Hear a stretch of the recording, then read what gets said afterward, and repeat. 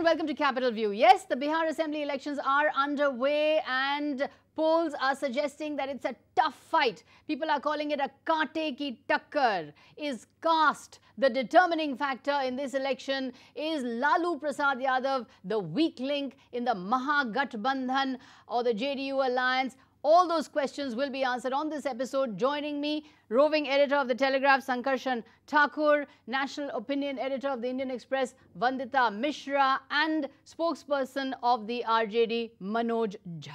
Thank you very much indeed for being here.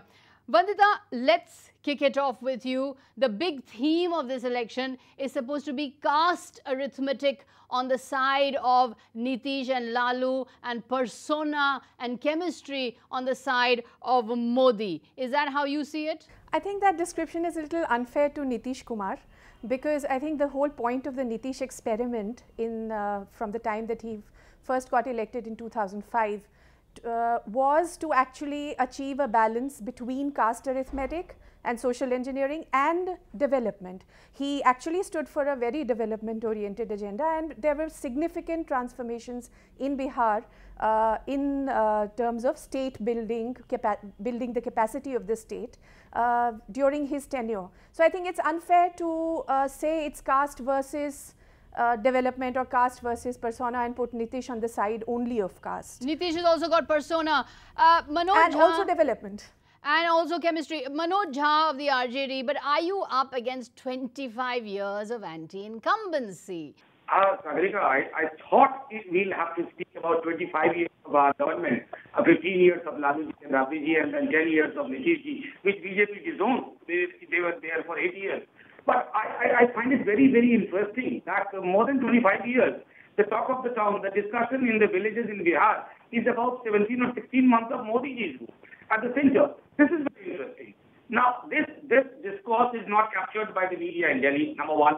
Number two, you said Laluji has a weak link. Sankarshan Bhai is there, just ask him what kind of link he is, and he'll tell you. Are you willing to concede you're up against a very tough fight? It's a very tough fight for you. It's a difficult contest for you. That Lalu is showing a lot of bravado, but is it having impact on the ground? The first stage has given us such decisive aid, because I have found unprecedented mobilization of backwards, Dalits, and the upper caste poor. Mind it, upper caste poor. That is backward, Dalit, and upper caste poor. Sankarshan Thakur, you've been travelling extensively in Bihar. Is that what it is on the ground level? A war of castes, backward versus forward, BJP representing forward, the backward caste consolidating. Is that what it is on the ground? Or is it about Vikas, as the BJP is calling it? So I'd like to iterate what Vandita said. You know, it's a mixture of factors, and it is unfair to cast one combatant in this election as waging a caste war, the others not. I mean, after all, the NDA alliance is also a caste alliance. I mean, call it a coalition of extremes, the upper caste, the Mahadalits, the Kushwahas. I mean, it's not as if they haven't tried to construct. That's also caste arithmetic. Of course it is. I mean, of course it is. And there is, if you talk of Modi's Vikas, there is Nitish's Vikas equally. But what about Lalu Prasad Yadav? I mean, you know, the fact is he's convicted, he's tainted with corruption charges, he's associated with Jungle Raj. I mean, is he the weak link of this Gathbandhan or not? I don't get a sense that he is. And I think, and I have written as much, if development was enough of an arbiter in this election, Nitish Kumar would not have required the voter ballast of Lalu Prasad Yadav. I have seen some of his meetings. I have seen some of the things that he has been saying. You know, this is a very tough election. It is a girded loins election, very bellicose. And, you know, what people say, how they say it, does matter. This is a Dangal Raj election of all things. It's not it is a Dangal. It's Dangal Raj. It's a real akhara, isn't it? It's absolutely. It's a real kaante ki takkar.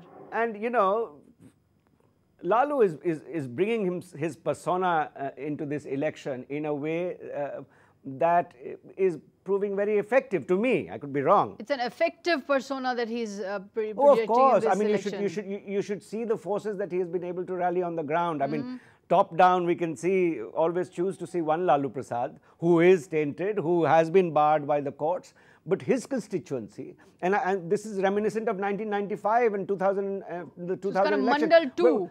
No, when he turned the whole Jungle Raj election into, "Oh, tumko jungle bol raha hai, jungle mein bhalu hai, usi jungle mein Lalu hai." I remember those things resonate. And also when now that he's been called Shaitan as well, by Mr. Modi, is that letting him gain a certain sympathy also? You know, the kind of language that's been directed at him. You know, he's been called all kinds of names. Is that giving him some sort of sympathy? I haven't seen a political leader in this country who has the gift of the gab as much as Lalu Yadav has. But does Lalu Yadav worry you, Mr. Manoj Jha? Because at the end of the day, are you worried that he may drag down your party? He is not associated with good governance. Mr. Modi is targeting him. Actually, personally, in every rally, not so much Nitish Kumar, but he is targeting Mr. Lalu Prasad Yadav. So, are you worried that this could actually go both ways for you? Sagarika, we are reaching. That the threshold level is reaching in this country where we need to unpack what governance means and what development means. Because since 1991-2, under the new liberal regime, only a set of parameters are considered to be part of the development paradigm or the governance paradigm. Whereas we believe that, look, we must have committed mistakes, we might have committed mistakes, but evaluate us comprehensively.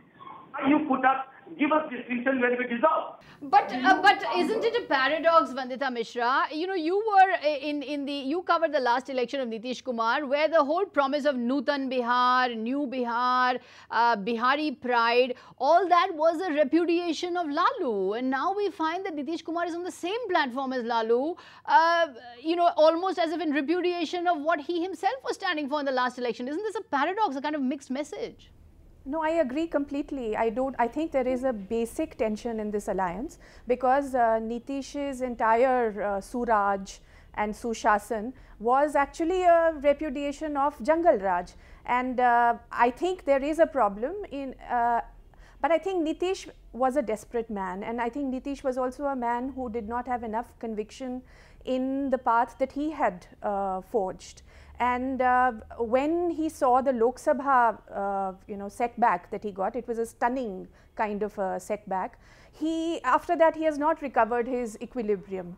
And this tying up with Lalu, this bringing in of Manji, then asking Manji to go, I see as part of the unsettling of Nitish.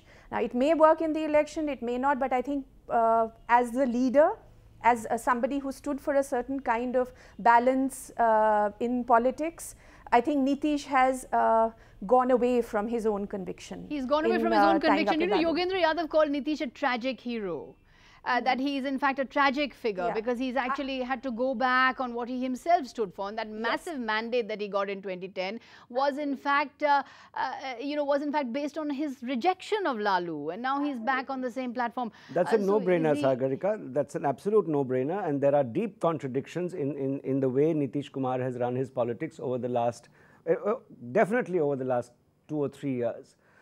He has taken cartwheels, but do not lose sight of the fact of where the center of gravity of national politics has been grabbed to.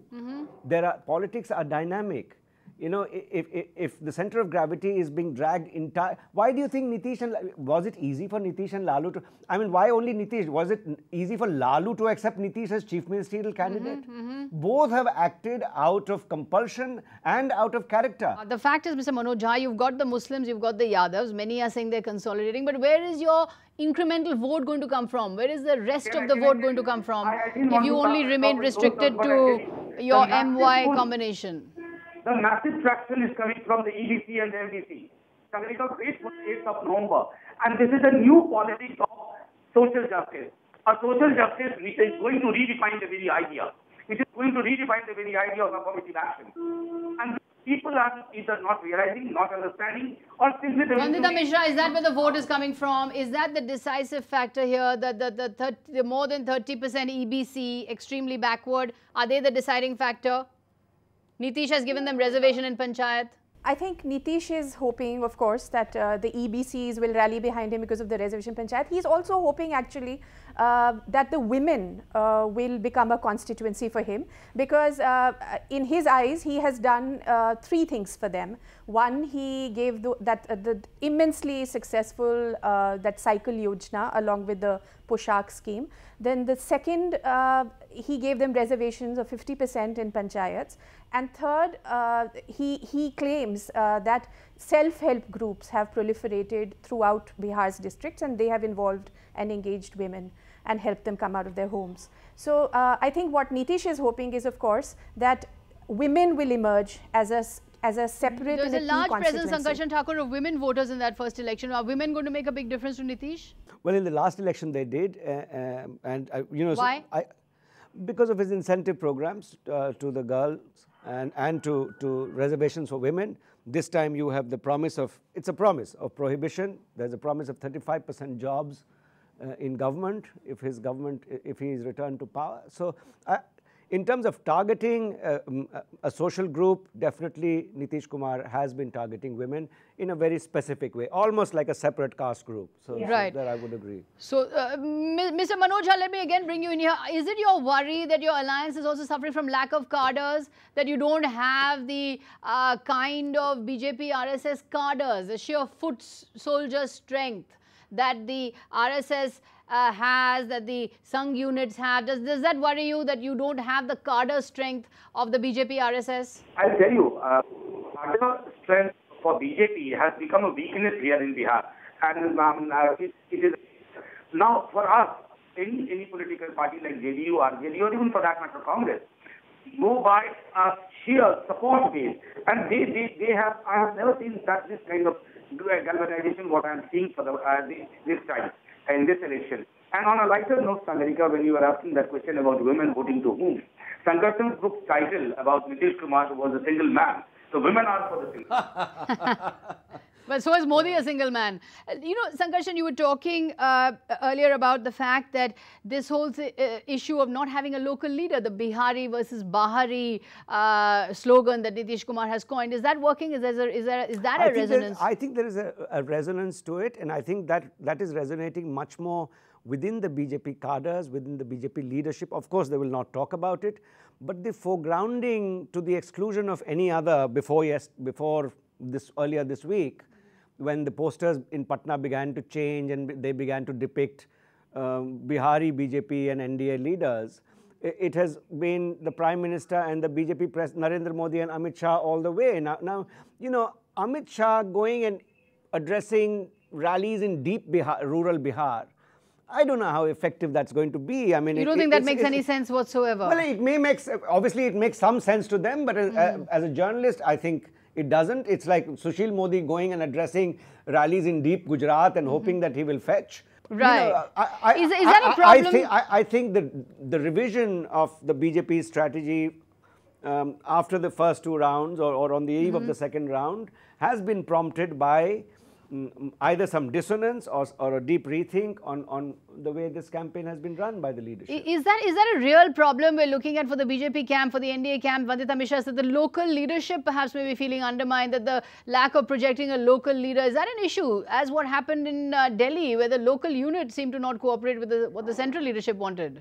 I think where the BJP has won this string of victories in states were states, for instance, Haryana or Maharashtra, where the opposition did not have a very, very strongly grounded and charismatic leader. Now, that was not the case in Delhi, which is where the BJP lost. And it is not the case in Bihar. And from what the reports tell us, I haven't yet been to Bihar, I will. But from what the reports say, they have already started replacing posters with only Modi and Amit Shah on them, with posters that have actually an array of caste leaders from the BJP. So there does seem to be a tension and a rethink. There is a tension, of course, but there's also a new generation of Bihari, isn't there, Mr. Manoj Jha? Isn't there a new generation of Bihari that wants to look beyond parochialism, wants to look beyond caste, wants to go towards change? The issue really is, how are you answering that young, new constituency that may want to go beyond caste, that may want to go beyond local issues? Is there a demographic that you are missing out on? Are you missing out on the youth? No, Sagarika, we are not missing out. In fact, let me tell you, we were the first one who came with a very elaborate and committed blueprint for youth and women. For each region-specific targets we have set for ourselves. We released it. But the problem is, Sagarika, we are also a victim of a kind of discourse which is said. For instance, when the mobilization around RSS, we never said youth. There are certain common problems across youth from any category, but then there are certain distinctive issues with youth from the backward communities or the Dalit communities. We have made a compilation of those issues which we can address in a time-bound manner. So it is very much on our agenda, Sagarika. Who should eat what in the kitchen? The beef ban. Let's take a short break at this point and come back and talk about whether Hindu consolidation is happening in Bihar, whether that beef ban issue is working. Also, I'm going to ask our panelists, it's only 2 phases down, but who do they think is going to win in Bihar? That's after this. Welcome back to Capital View. Yes, the Bihar Assembly elections are underway. It's a very tough contest. And is caste the determining factor? What are the issues in this election? Let's come to what we were talking about in the earlier segment, Sankarshan Thakur, when we were speaking about the beef ban issue. Is there a Hindu consolidation happening at all in Bihar over this beef ban issue and other issues on Hindu issues? I didn't see that happening. I'm talking from 2 days before, but I didn't see that happening. We are in the initial phases of the campaign. You have a whole Durga Puja coming. Things are known to have changed midway in the elections, but I haven't seen that happening. And I will tell you something, in the sections that beef may become an issue, an effective electoral issue, that section is not voting the maha-gathbandhan anyhow. Right. That's with the BJP anyhow. So I would sort of bet that it won't become an interventionist issue in this election. Right. Do you agree with that, Vandita, that the Hindu issues are really not working here at all? Bihar is a different kind of a place, and even the Bihar BJP actually has been a different kind of a BJP. But we must also look at what, for instance, the Indian Express did a series which detailed that there has been this slow simmer of communal incidents which have shot up hugely from the time that Nitish walked out of the NDA. So there has been a sort of, so to say, preparing of the communal ground. Right. And that it remains to be seen how that works out in this election. Right. That's as far as the Hindu issue is concerned. But what about caste and reservations? Mr. Manoj Jha, Mohan Bhagwat, the RSS Sarsang Chalak's statements on reservations. Now, are you using these statements to create again that caste divide? Because BJP is going all out to say no, reservations will stay. There is no question of scrapping reservations. Are you creating an unnecessary hawa that the BJP will come and remove reservations? Sagarika, we did not pick this up. Let me tell you, we never spoke. We simply have talked about that caste-based data to be released so that we have a very focused and not a visually impaired kind of budget provisions from next year onwards. But then what happened? Mr. Bhagwat, and very interestingly, what nobody talks about, he said a set of people who are non-political. Now, this is a dangerous idea. We have all gone through constituent assembly debates. We have looked at the way it was debated. We know what Ambedkar said in terms of political equality and social and economic inequality. I think Bihar, people in Bihar, they gave this discourse to us. They told us that, look, I have personally seen a sense of intimidation, fear. क्या हमारा आरक्षण ले लेंगे, खत्म कर देंगे. Is this a game changer issue? My political on JDU picked it up. It came from the ground.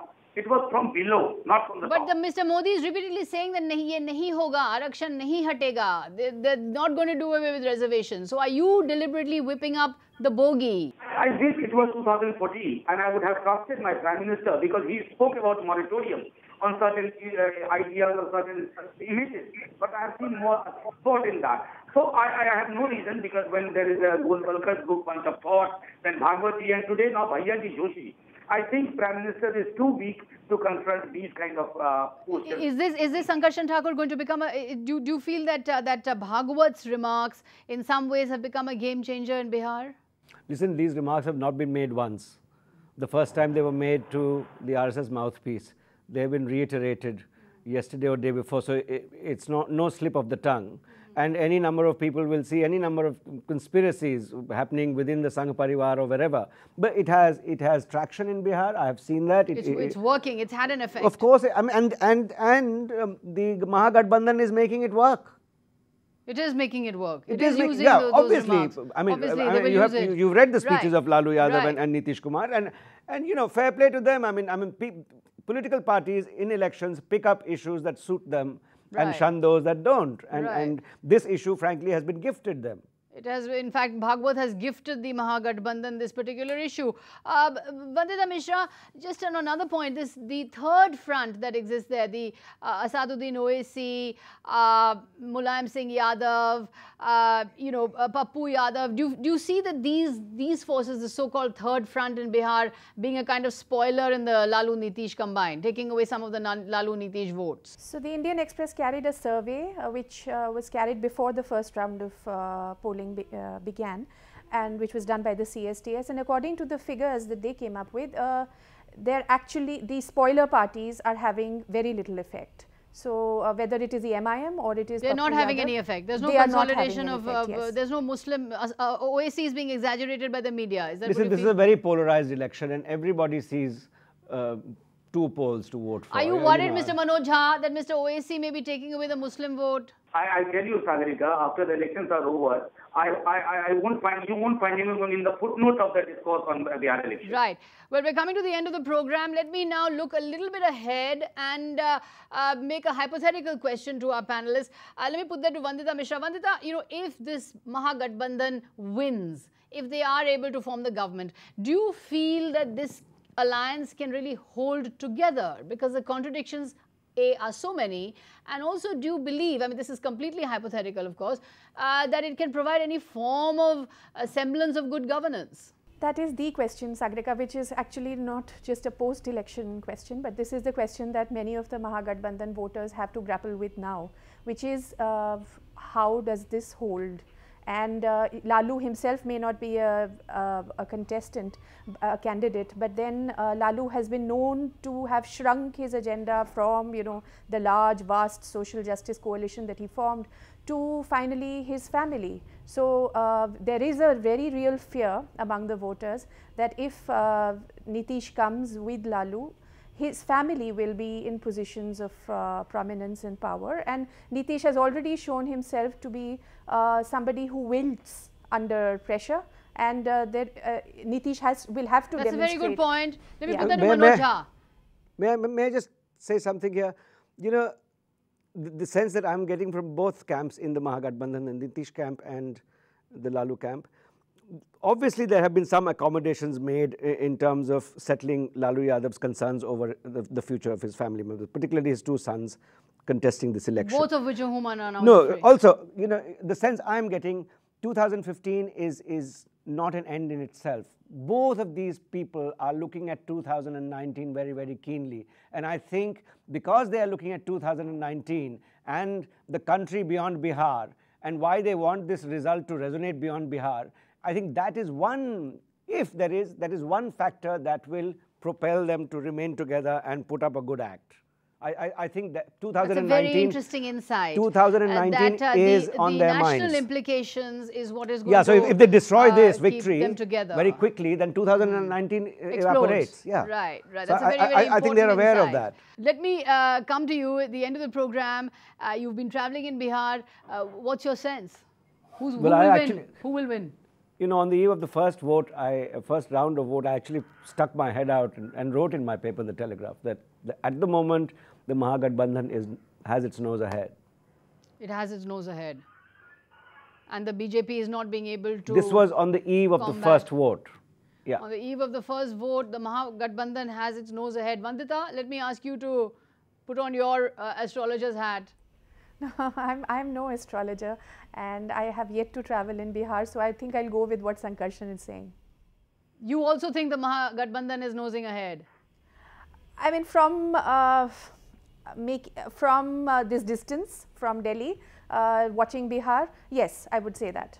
Right. Mr. Manoj, I know you're going to say that you're screaming to a huge victory, but I'm going to ask you to concede, that you still concede that you really have a tough fight ahead of you. I thought we had a tough fight. Okay. Don't get too complacent, Mr. Manoj Jha. Don't get too complacent. Don't let our analysts lull you into a false sense of comfort, huh? I'm telling you. We are not being complacent. Let me tell you, we are working more strongly for the coming phases. But I tell you, very interesting. So, great Prime Minister's rallies are being curtailed, they are being withdrawn. That gives you a sense that it is a repeat of Delhi. It's rather the library edition of what happened in Delhi. Okay. So, you're going with the fact that you don't think it's a tough fight. But as we've said, don't get too complacent. It is a tough fight. Mr. Manoj Jha, it is a very, very tough fight. Bihar Assembly elections are underway. It's a very, very tough contest. Every inch of the battleground is being fought over very, very ferociously. What will the future hold? We'll have to wait until the end of the election, and on the 8th of November, we will know. Thank you very much indeed to all my panelists for joining me. Thank you for watching. Tune in again next week.